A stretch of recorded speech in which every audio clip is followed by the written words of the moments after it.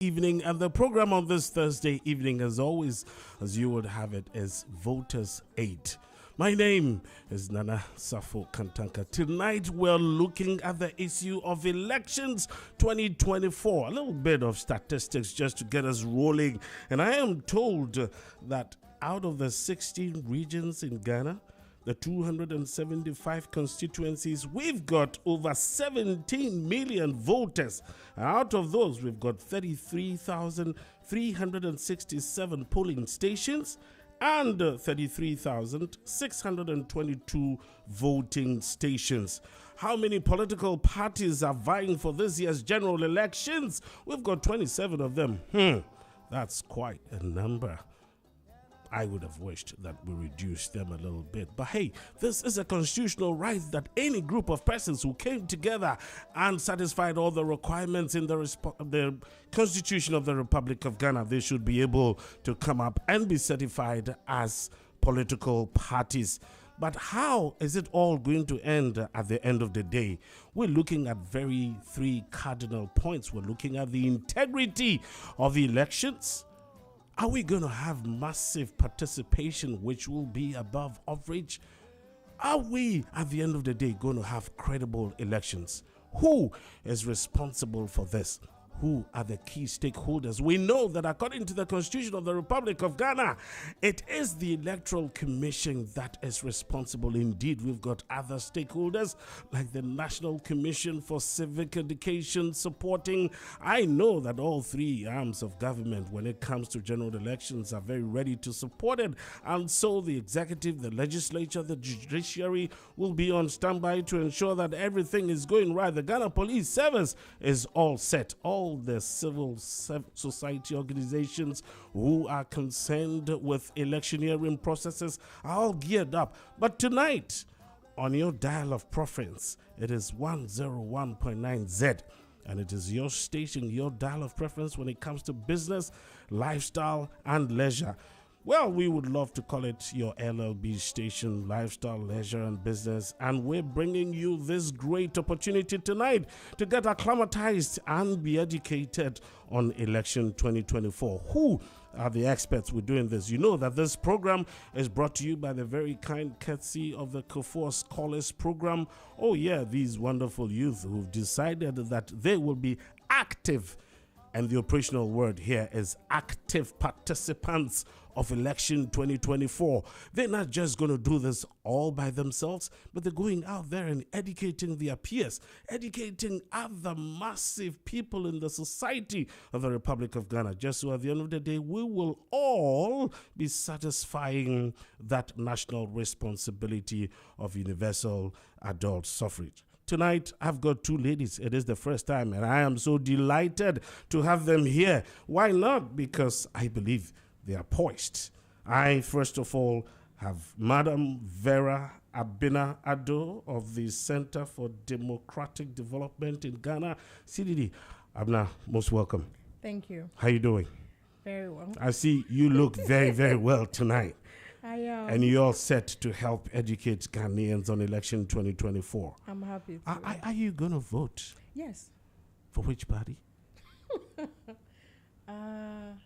Surprisingly, I haven't decided yet. I can't believe this. You're I telling can't. all of us not to be decided yet on who will. Surprisingly. You are not decided. I am not decided. Because at the last elections you voted for. The last elections, who did I vote? You have forgotten. I know. Abna would normally not remember that. But hey, Abna is not here all by herself. I have got this lady who is a proud Kufuor scholar. Maxine Victoria Nana Equia Chumwa Brenya, who is now heading to the Bank of America in Ireland. And hey, what a wonderful lady we have here. How are you? I'm fine, thank you. How are you? And I'm very well, thank you. How do you feel flying all the way to Ireland to work in the Bank of America? I'm very excited. I'm very open to the challenge as well. I see that to be a very challenging, rigorous environment, and I look forward to challenging myself. Where will you be in December? In December, I will be working at PwC Ghana. So you will vote? Yes, yes, I will vote. I will vote. Yes. And I know that you are not going to be like Abna, who doesn't know she's voting for yet. Who are you voting for? Unfortunately, I have bad news for you. I'm just like, hey, I'm undecided. Okay, so this is a collusion of beautiful ladies on Z101.9, and they do not want to tell us what's going to happen on the 7th of December. But hey, we'll carry on with the campaign all the same, and why not? We'll shoot off straight. And permit me to start with you, Maxine, because you very soon will be leaving the shores of this country, and you belong to this unique group, the Kufuor Scholars Program. Tell me just a little bit about your experience and how you got into the Kufuor Scholars Program. Okay, so I got into the... Okay, first I'll start with my experience. The Kufuor Scholars Program has been a very rigorous and challenging experience for me. It has broadened my horizon. It has given me insights into various parts of Ghana. It has given me insights into various business activities, for example, in fundraising and even in sensitization. So it has been a very informative platform for me to learn from others and to share what I've learned as well. Where did you school? I went to Ashesi University. Ashesi University. And you didn't just go to the university, you came out with some flying colors and you were honored with some distinguishing honors. You want to educate, the listenership on Z tonight. How did you come by all those laurels and how did you do it? Well, I'd say that I was very strategic from the very beginning. I knew what I wanted to do when I came into university. Initially, I would admit that Ashesi wasn't my plan, but I wanted to turn my trials into a testimony because I understood that it would be a very rigorous environment. So I had to be one step ahead in terms of gathering extracurricular activities and everything. So I'd say that I was very strategic. I networked a lot. I spoke to people who had done experiences that I wanted to experience. For example, some people worked at Harvard. I spoke to them. I got an understanding as to how they got there, and I tried to emulate that as best as I could. And you came up with some laurels. Yes, please. Can you tell us more about that? I won the President's Award for Scholarship, Leadership, and Citizenship. The President's Award for Scholarship, Studentship, and Leadership on all the ships. All by yourself, all alone. No, there were two others. There were two others. Yes, we were three in And I'm general. told that you're not the first scholar from the Kufuor Scholars Program going to the Bank of America. Is that correct? Oh no, I'm not the first. You're not the first. Yes. Mm-hmm. But you went through, you got something to do with Harvard University as well. Yes, please. You want to tell us about it? Okay, so from November 2023 to January 2024, I was involved in business advisory for the Harvard Business School. Okay. So there were three Harvard students who came to Ghana who were trying to help a business on customer monetization and customer acquisition. So what me and my team member did was we helped in sourcing potential clients, in facilitating ways to monetize their various activities. Yes, the company we worked on was Zormo. It's a travel company. I'm not surprised you went to Ashesi with a certain particular focused strategy. We'll come back to all those strategies just one more second later. But let's get back to election 2024. Kufuor Scholars Program coming up with this educational program. What must have influenced this? I've hosted a couple of your mates here talking about elections 2024. What must have informed this decision and how far have you done? Okay, so primarily, we as the Kufuor Scholars, we understand that the youth play a significant role in guiding our future, and we are the guiding points for the African future. We're the hope for the African future. So some of the activities that we've done so far can be split into three primary activities. Okay. The first is door-to-door engagements in hostels. The second is classroom-to-classroom engagements in lecture halls. And the third is engagements with HHS students. So in this, we, the Kufuor Scholars, across our various campuses, UDS, University of Ghana, KNUST, we go door-to-door. We go and speak to students on encouraging them to vote and partaking in some form of sensitization activities just to motivate everybody to vote and share their voices. And after all your motivations, today is 29th and you're undecided as to which political party you're voting for. Yes, I am. I'm still keeping an open mind. And all the people you've been educating have the same open mind, yeah? Well, yes, they have the same open mind. All right, since Maxine is just not going to fall to this, I think that it's a high time we moved down to Vera Abena Addo, who is a member of the CDD group in Ghana. Now tell us, elections, the constitutionally mandated institution that is responsible for electioneering in Ghana, what have we done in the past, and what are we expecting come December 2024? Okay. Elections is not just something that happened. We say it's a cycle, and so it continues even after election. We have what we call the pre-election, the election period, and then even post-election. And so we usually say it's a electoral cycle, and so when it ends, another activity continues. And so over getting into the election 2024, there have been a number of activities the Electoral Commission has started with. The most important thing was the voters register. Before we get into election, we have to have the data of all people who are going to vote, who are eligible to vote, to register and have their name in the voters register, which is very important aspect of what we do in terms of election. The Electoral Commission have been able to go through that process. We had a limited registration. So first-time voters and those who have turned 18 and those who were not able to register previously had opportunity to go in and register. CDD Ghana, part of CODIO, we observed that process. Electoral Commission also mandated to exhibit the register because it's a process, and sometimes there are human who work in this process. The opportunity is for you to go in and help to clean the register. So there were 7 days for citizens to go in and say, okay, this is my relative, he or she is no longer alive, can we take the name out? Or my name is in, my name is not I registered here, so that we assist the Electoral Commission to clean the register. Can anyone just walk up to the Electoral Commission or any center of registration and say, well, this is my relative and he or she is passed on, and so can you delete, the name, or you need to go with some documentation? You need to just go to with make some the documentation. process, credible. Yes, you need to go with some documentation. You can't just walk in and say that. There must be proof of it. And so we realized that we have not been able to clean our register for some time now, because usually in most places, if you don't need a death certificate, most people will not go ahead and get that done. So you can also just come and say, oh, this is my relative no longer. And it could be even an opportunity for some people to just go and cancel others. So there's a laid down regulation for individuals who want to get support. I think it's a citizen action and support to the electoral process to be able to help clean the system. And so there have been a number of activities that the Electoral Commission has done.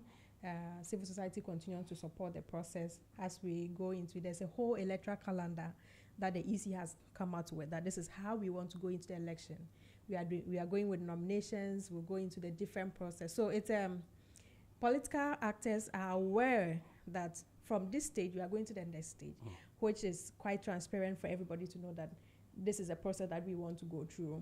And at every stage, it has to be communicated, and for parties who are involved to also play their part. And so it's a number of things are happening and also ongoing. I love it when you say political actors and then you just mention the name of parties. When we talk about elections in Ghana, everything that points up to the minds of everybody is, it's CPP, is NDC, is NPP. Is it just about political parties? Who are these political actors? Not only the political parties, unfortunately, but they've hijacked the process. And so anytime we talk about elections, of course, they are key actors because they put themselves out candidates. Usually we say political parties, but there are individuals who do not even belong to a political party but put themselves out as candidates who would contest elections. The key actor, I would say, are the citizens, the majority who will go in and vote, and that's the larger population, and their key actor. Usually when we start talking about this, voters don't even come in at first. We are usually thinking about the political party. Even the security are actors, because the law mandates Electoral Commission and the security agencies to work together, so that every polling station there should be a security officer in uniform. And so you can imagine we are going to have over 40,000 polling stations, and there must be an officer, a security officer at every polling station. It means that they have to deploy a number of them. And so they are key parts of the process. They must understand and they must be ready to respond and intervene when there's any activity or any unwanted persons there to support the process. Okay. We have the media who are also there to support the process. They report, and it helps all agencies to know what is happening on the ground. And so there are different actors, there are trainers, there are people who even those service providers we purchase electoral materials from are indirect people that are all part of the process, because they have to understand the system and to be able to support. So quite a number of people in there, the judiciary, who are also part of the actors, because after everything, we need a legal backing. There are lots of legislative instruments we must go with. The Electoral Commission must abide with all the rules that we have agreed upon. And also, there are also laid down mechanisms that if people are not happy with the process, they have to go to the judiciary to seek some redress. And so they are very key. They may come either at the later end or whatever, but they are all part of the process as we start. So do you think that as a nation, I mean, Ghana prides itself in all these democratic credentials, saying that, well, 1992, for example, since 1992, the Fourth Republican Constitution has seen about 8 cycles, of 4-year, 10 years, and we've had 32, and we pride ourselves in all this. Do you think that the level of education and involvement of actors has been sufficient? I would say Ghana has done so well in terms of our electoral process.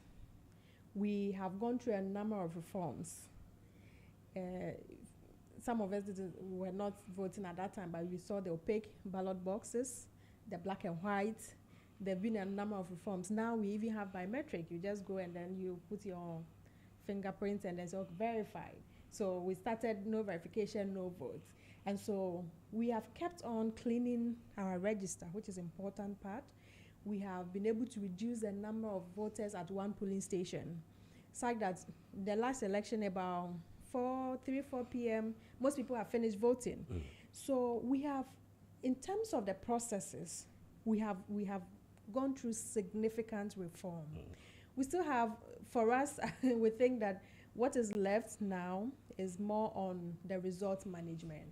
And even for the security, we have had concern to talk about how the security as an actor have contributed or responded to a lot of issues. We've seen a lot of violence at many polling stations that we thought that the security did not act professionally. And so we called on the security, we called on the Electoral Commission that we do not have to involve the security at a later stage as we start the process and we start the training.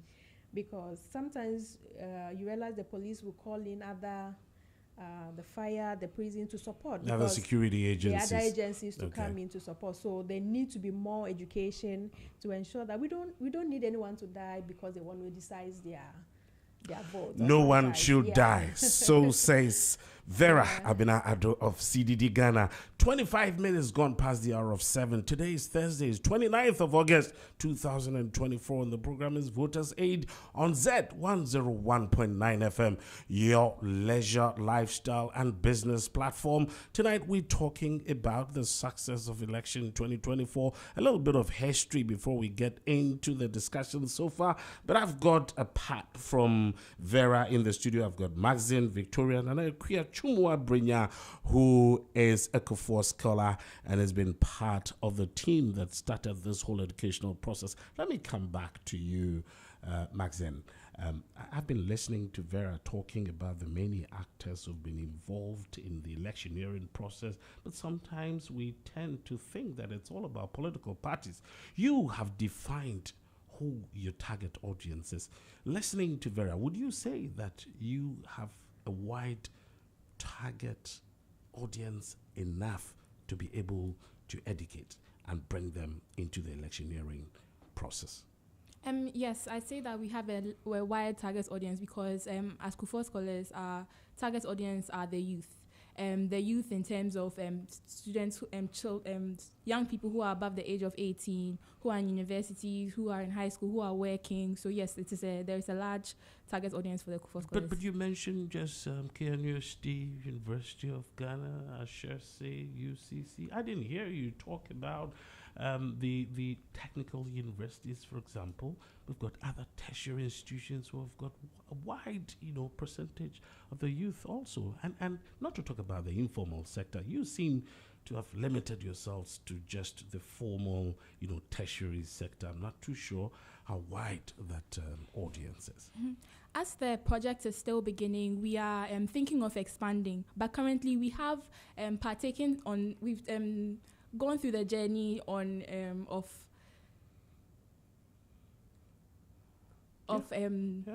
I'm really sorry. You started, educating, yes. Your peers in your Mm-hmm. various universities, yes, and all that. Are you now thinking of taking it beyond, yes. Your borders and yes. stuff like that? Mm-hmm. My concern actually has got to do with you guys just focusing a little bit too much on the University of Ghana, KNUST. Permit me to say, you guys are able to read and to appreciate some of these things. We have a wide percentage of the youth out there who probably don't even appreciate some of the issues that you're raising, and you don't seem to be looking at them. Is this an audience that you would want to target in the near future? Yes, this is an audience that we look to target in the near future, and we have conducted several small efforts to target them. For example, with the University of Ghana Scholars, they often go to the marketplaces, to various places of the informal sector, where the informal sector reside. Which market, for example? The University of Ghana markets and the Mala markets. You mean where you guys go and eat? Yes, please. That's where you guys go. Yes, please. Yes, all right. And you've been going to which other market again? Malata market? Well, besides markets, I know that of some scholars who are partaking in sensitization efforts in remote areas, especially in the north. All right. And that's, yes, remote areas in the north. Okay. Exactly. Yeah. I mean, indulge me a little bit because, see, we are looking at ensuring that every Ghanaian who is within the eligibility criteria of electioneering processes, are able to have access to quality information that would make them vote. Great effort by all standards. But I'm just looking at an opportunity where you guys will stretch yourself just a little bit outside your comfort zone and look at some of the people who do not even have access to some of these materials that you guys can even refer to online, virtually, and all that. What do you think will be some of the efforts that when you put in place, we very much applaud you, but what do you think are some of the efforts that when you put in place will be spreading yourselves a little bit outside of the box? That's a very interesting question. To first target it, I think I'll go from the social media point of view, and I'll move on to the underground research point of view. So regarding social media, one of the things that we are very interested in is sharing information, sensitization information online on the various media platforms which the youth are present, because that is a great way to reach them. The second thing that we are looking at is the Kufuor Scholars Program is looking at recruiting Kufuor Scholars Associates in different parts of the countries. So Kufuor Scholars Associates are basically students who are not Kufuor Scholars but are interested in the efforts and initiatives that they are partaking in. So these Kufuor Scholars Associates will be present in various locations across Ghana to the best of our abilities, and we will roll out sensitization programs in terms of speaking to people directly, understanding their concerns when it comes to voting, what their challenges are when it comes to voting, how to mitigate that for them, and even most importantly to motivate them on voting as well. Excellent. To vote, yes. Excellent. Before I get back to Auntie Vera, Maxine, I'll stay with you. Have you gone out there to do any of these campaigns? I'd say that in Ashesi, one of the ways that I have contributed to this program is to speak to some of my friends and some of the people around me on their concerns or their standing when it comes to their elections or And when you it have comes to done voting. some of these. Yes, please. You want to use me as a prototype and just do a little bit of a sensitization. Okay. We're listening, you know, Alright. because we're all interested. I mean, your colleagues, some of them haven't had these experiences. So you have me here, you have Auntie Vera here, Yes, you have Z101.9, your lifestyle, leisure, and business platform. And this is where everything actually starts and stops. So just talk to me about elections 2024. All right. Okay, so I'm just going to pretend as if you are a student at Ashesi. Just go Is ahead. that fine? I'm actually a student. Okay. Level All right. All right. So hello. Hi. How are you doing? Very well, thank you. How's the semester been for you? I am not too sure about my academic, efforts in the semester, but I think I still have an eye on the upcoming examinations. Yeah. I totally understand. I also Yeah. feel the same way. You mean you don't study? Oh, I study, but I also face the same challenges you are facing. All This is right, a very let's rigorous go. curriculum. Yes. Okay, so I've been reading the news lately, and I'm sure you know that the 2024 elections are coming on December 7th. Actually, I hear some political parties on radio talking Mhm. about manifestos and Yes. stuff like that. I'm not Yes. sure exactly when it is happening. Oh, I see. It's I know that it may be difficult for you to get information with all of this, with all of these different political parties on air speaking, but let me help you with that. So the elections are happening on 7th December 2024. And I know that as there's a lot of opinions that you are hearing on air, in the news and everything, I'd like to know what your opinion on the 2024 elections are, and if you are interested in voting in the first place. Well, as a student, I can only wait for the day. And when it comes, if any political party comes to me and say that they can help me with my studies or make sure that, I can come up with my exams and all that, I'll probably go vote for them. Really? Yeah. If they can help you with your exams. Yeah. So that means that you are focusing on the current benefits. Absolutely. But have you considered the future benefits as well? You tell me about these benefits so I can change my mind. Okay, so when you vote or when you think critically about who you want to vote for, it helps you identify which political parties are in alignment to your current goals. So you have to ask yourself, what is the Ghana you want to see? Okay. What is the Ghana you want to see for yourself and for your children, and even for your unborn children? What is that vision you want to see for Ghana?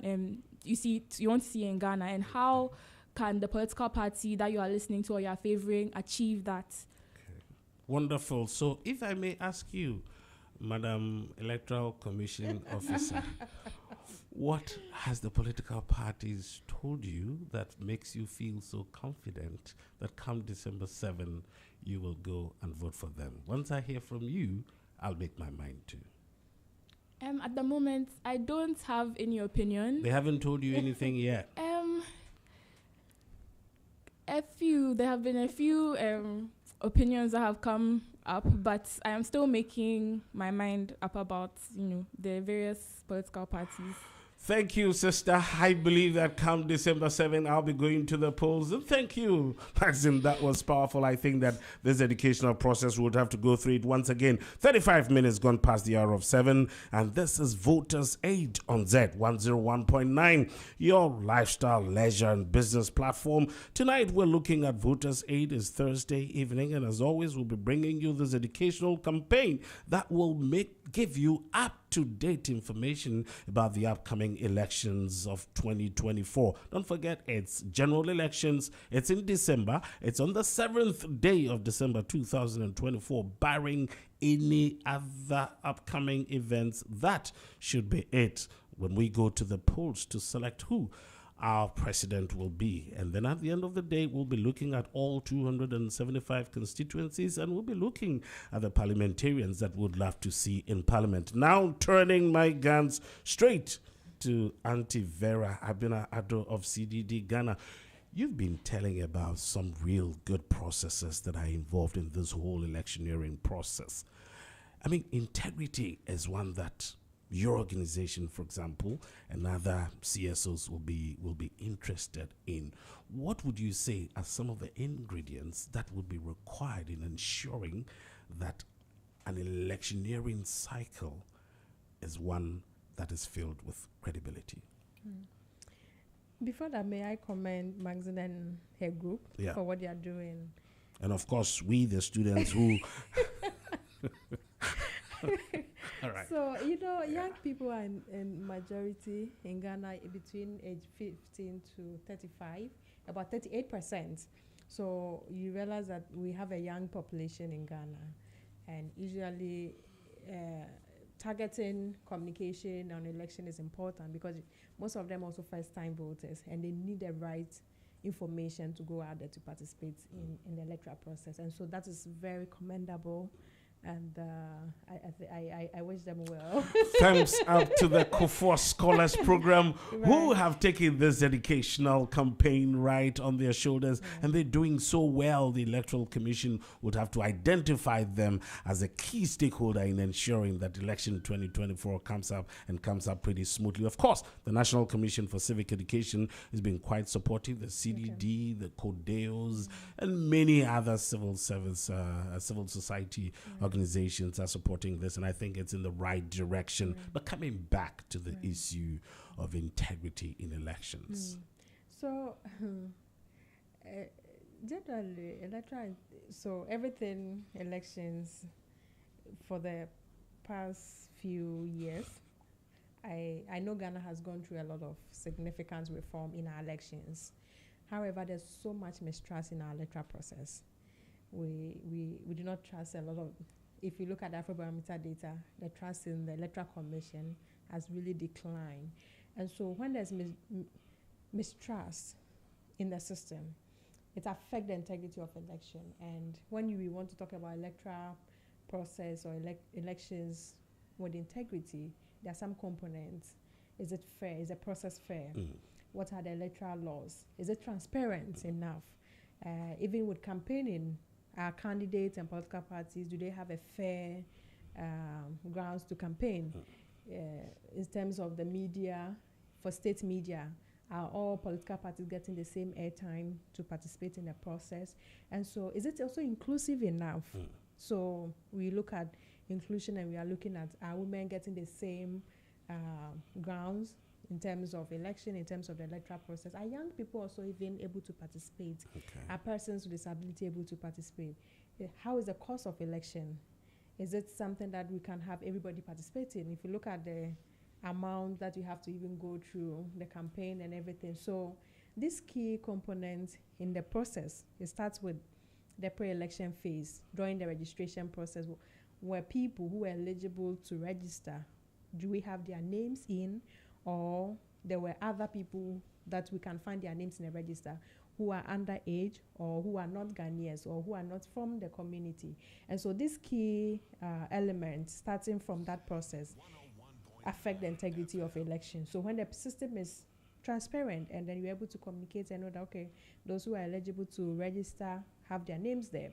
Those who are eligible to vote are able to vote. Is there an intimidation at the polling or the voting center? Can you go out there and confidently vote, or you go in and somebody says, no, you can't vote, is there? So these are some elements. We have, every country decide that these are the laws that guides our process of voting and election. Are we going by those laws? Right.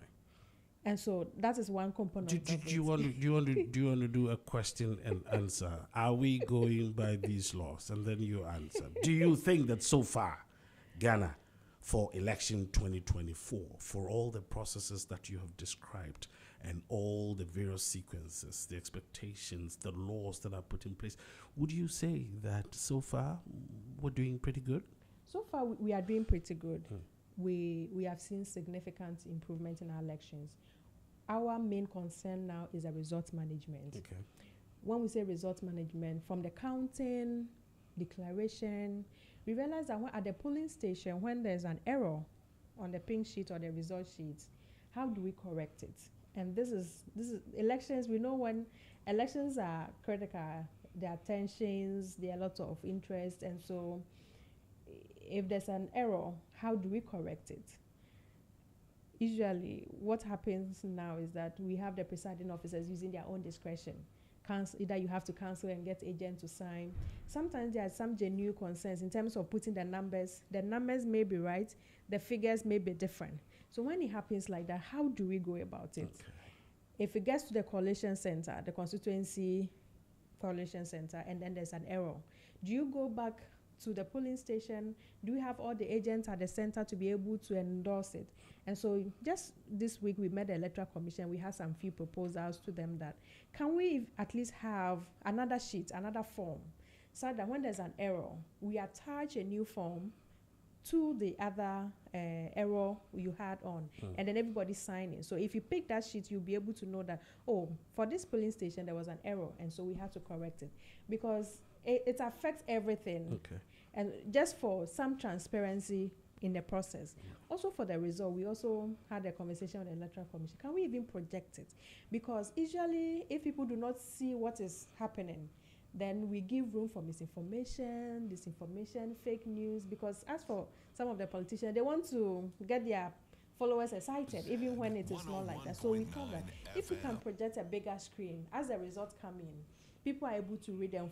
People are able to read and follow through, and so they are able to get the information themselves. Excellent. And did not rely on other sources that may not come out. So these are some of the reforms we are sharing with the Electoral Commission. Some of them which are will require some legal reactions that we thought may not be feasible for this very election, but some are administrative that we thought that it could enhance transparency. Very easily amenable, yes, and we should be able to work together to achieve this. Yeah. And I like the bit when you talk about the results management, and I think we'll spend a little bit of time on that. But even before we get there, I mean, presently as we speak, the EC has opened up, the register, for verification. And I think that in the last 2-3 days, there have been a few issues, dotted around the country, some incidents in the Eastern region and a few other places. What would you say has been the performance so far?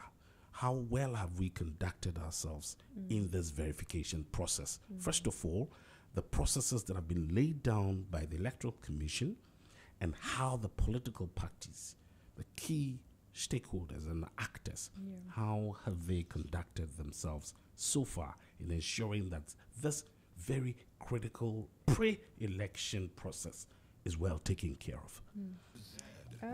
So we have some few observers on the field to also observe the exhibition process. And the Electoral Commission indeed went ahead as mandated to exhibit the register for individuals. In fact, they have even gone beyond just the physical register, that you can now, with your phone in your home, just be able to check your details. If you have your ID card, you just have to pay, I think it's about 50 pesos for you to check where you are voting. And so when you hear some of the things coming up, you ask yourself, is it something that is happening across the country, or there are some few places that have issues, and what is the response of the Electoral Commission? Usually it is the response that escalates things. And so the process is to say, let's clean that register.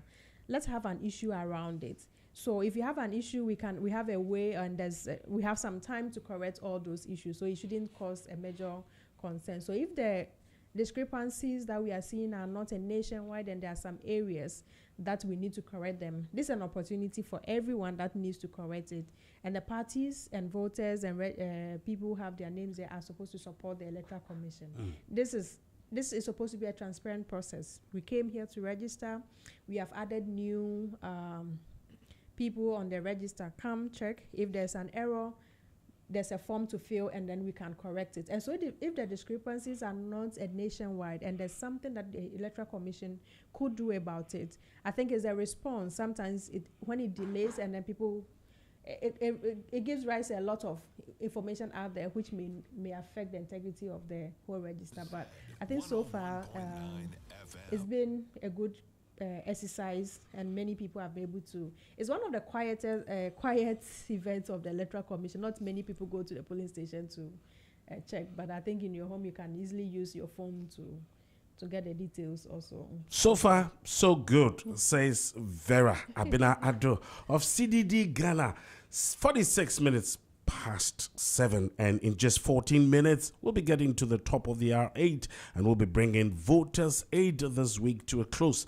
But before then, I've got Vera in the studio. Not just Vera, but I've also got Maxine Victoria Nanekwia Chumua Brenya, who is a member of the Kufuor Scholars Program, who have initiated this educational process and nowhere else than your lifestyle, leisure, and business platform, Z101. Maxine, I am back to you. I mean, you're on your way to Ireland, but before you go, you want to ensure that there's some peaceful, some credible, some free and fair elections, and I'd like to congratulate you even before you go. But listening through some of these processes that Auntie Vera has outlined, how do you see this whole process going out there, to ensure that at the end of the day, the Ghanaian populace, the youth particularly that your group is targeting, get acclimatized, to these processes, and come December, we would have gone. Before I even get there, have you gone to check whether your name is in the register? No, I haven't. Okay, when are you going? Hopefully next week. All right. So, Kufuor Scholars out there, if you haven't gone to check the register, Maxine says next week we all are going. Over, actually. We all. It's over? It's over physically. So the queue is being closed. All right. You can use as a short code if you dial star 111. All right. Yeah, you can check it. So, Vera, you want to get us the short code because we Okay. need to put it out here. Maxine can be doing the education and not go and check, because come December 7, she's going to go vote, even though she won't tell me which political party she wants to vote for, and will hide behind Auntie Vera and say she's undecided. So are the many other Maxines out there. But sitting through and listening through these processes, tell me, how do you hope to go out there and educate your peers? I should say that how many of your peers, for example, have gone to check? How many of them did encourage their colleagues to go check? And if there were issues, for example, how do they get those issues resolved? And then in the processes that are leading up to the elections itself, what are some of the things that you will tell the people out there to look out for, to inform themselves, to educate themselves, so that massively, I think the operational word is massive participation in election 2024? I think that one of the ways that we could inform the youth on the processes is just by giving them full and complete information on the various processes, on the various steps that they need to on the journey to election 2024. So, for example, one of the things we are working on is creating booklets and flyers that are very informative, that show them the various steps, moving from step A to step B to step C, all the way to the general election. That's one of the ways that I think would be very beneficial to in informing the youth. Okay. All right. So I've got some information for you, Maxine, and all the Maxine-like Kufuor Scholars and the teeming youth out there. If you missed the boat to go to the center to go and check, you can very easily dial star 711 star 51 hash on your phone, and you can get it done. Did I get it right? Right. Excellent. So you want to put this down, and tomorrow you want to blast it on your, what do you call it? The social media, right? Yes. You want everybody to get to know that, well, if you missed it, it doesn't mean that it's all over. You can always dial star 711 star 51 hash, and you can very conveniently check your name in the register. And if there is any challenge with it, I'm sure the processes in there through which you can follow and get everything done as smoothly as you can. You want to tell us a little bit more, because we're just 10 minutes short of this program, and we will be coming back next 2 weeks. But before we go, Maxine, tell us a little more about what you and your peers intend to do to whip up this massive participation. Okay, so One of the main activities that we have done so far is to talk to students in their campuses. For example, we do door-to-door engagements and classroom to classroom participation interactions, where we go to various halls and lecture halls to educate people on the importance of voting and even to encourage them to vote. The third way that we do this is also to encourage young people in secondary schools who are above the age of 18 and inform them on the full processes of voting. And the fourth way is through social media engagements. We understand that the youth are very, very present and active on social media. So we know that it's a very powerful tool for dissemination of information, especially election information. So if these processes are displayed with clarity and with the same kind of promotion as other things are, it would be very beneficial to the youth because it will give them full disclosure of all the processes and everything they need to know. Excellent. And I think that is how we can whip up all the enthusiasm and make sure that everybody out there, 27 political parties, I'm not too sure when December 7 comes, how many of them will still be on the ballot, but whatever it is, they all for now are eligible. We need to begin to go through the processes, make sure that we are eligible, make sure that we're registered, make sure that we go to the stations and centers to make sure that our registration is verified and we're in there. Then we can listen to the political parties, all that they offer in terms of education, health, agriculture, the economy, finance, and everything, and make sure that we are making the right choices. But yes, we still have in the studios of Z101.9 your lifestyle, leisure, and business platform, Madam Vera Abena-Adu of CDD Ghana. Vera, I mean, we're just inching to the close of the program, and I should say that taking us and walking us through the processes has been great, and you always talk about the results management. Now, even before we get to elections day, political parties, I mean, we've heard a few things about the peace process, you know, the National Peace Campaign, the National Peace Council, some of the issues that some of the political parties have had, you know, some civil society organizations, including the CDD, have had some issues with the processes and all that.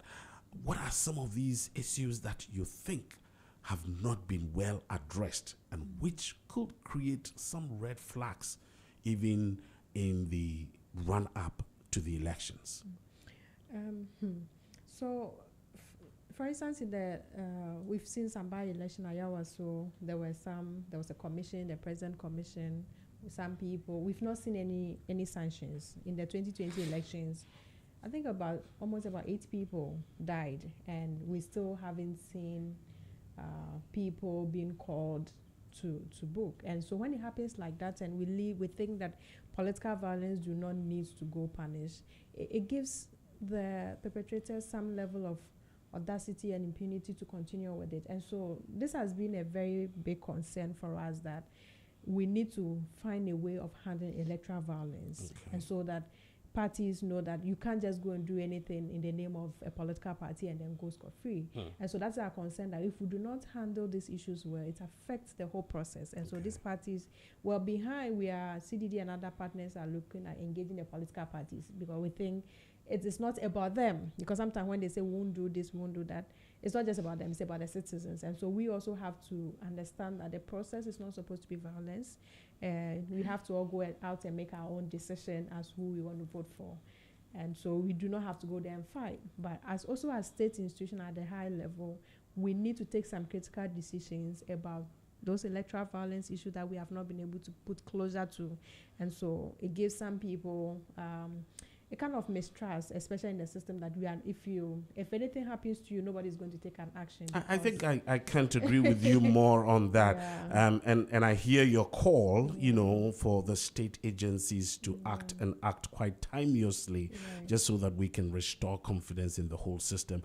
But one thing that has always, you know, bugged my mind is that it is the citizens who, at the end of the day, are used.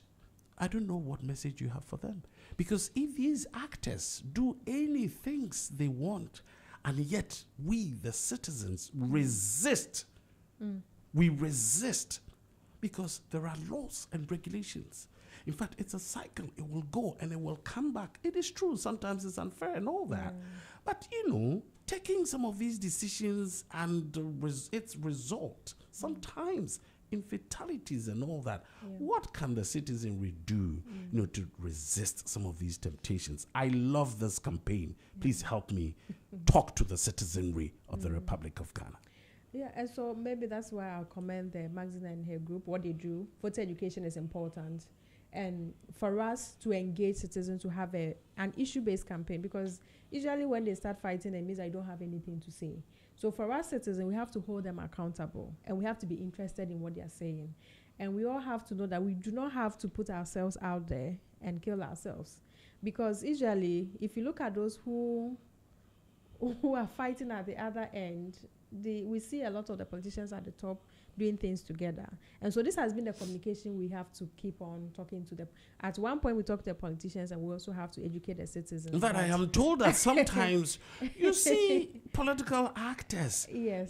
For example, in a media house setting like this, like, Vera sitting here and Maxine sitting here, one from political party A and from the other political party B, talking so vehemently at each other.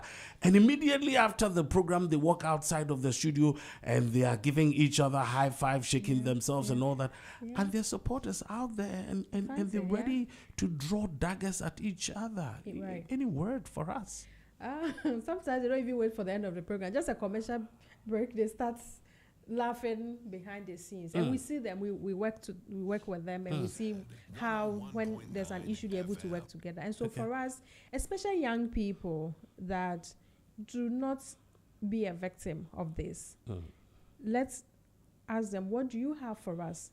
Unemployment is high, housing for young people, decent accommodation, decent jobs. What do you have for young people? What's the future of? Currently, a lot more young people want to travel than ever because of the situation in the country. That we find and so, ourselves, I think that what other CSOs and NCC are doing is that, can we create that platform for young people to ask that critical question? Let's put their manifestos together. We can't let Maxine go. She's right here. Now, the two leading political parties have launched their manifestos, for example. What is the Kufuor Scholars Program doing in interrogating this and letting our membership to use that as the base point to question the political parties so we can make up our minds? I know you haven't made up your mind. That's not a question I'm asking. But how are we building on the manifestos that have been launched, to support our campaign? One of the things that we have been looking at is open forums, is conducting open forums for young people and for students, just to understand where these manifestos are coming from, to hear the various perspectives and the various conclusions when it comes to that. Is there any particular message, Maxine, you have heard from either parties? I'm not. You'll go back and go and read. All Kufuor scholars out there, just make sure that you have gone to read the manifestos. Your very last word, Vera. I would say the cost of politics and elections in Ghana is expensive, and young people need to not just take money from politicians. Let's ask them what they have for us. And like Mazin said, what kind of Ghana do we want? And that is the campaign we need young people to push for. I can't thank you anymore, and I have been speaking with Madam Vera Abena-Addo of CDD Ghana, who tonight stayed with us and giving us some real insightful lessons about electioneering processes, particularly election 2024. And of course, I did that as well with Maxine Victoria Nana Ekuya Chumwa-Brenya, who is a Kufuor scholar on her way to Bank of America in Ireland. But before she goes, she can't wait to make sure that she exercises her franchise by voting come December 7, 2024. Good people out there, it's been Z101.9 FM. It is your lifestyle, it's your leisure and business platform. It has been Voters Aid on Z. My name has been Nana Safukantanka. God willing, next 2 weeks, we'll be coming back your way to continue with this wonderful program of educating Ghanaians come election 2024. On behalf of the technical crew and the whole of management of Z, It's been a wonderful evening. Keep well, stay healthy, for Ghana shall be the victor. Good night. You're tuned in to Z 101.9 FM. Your lifestyle.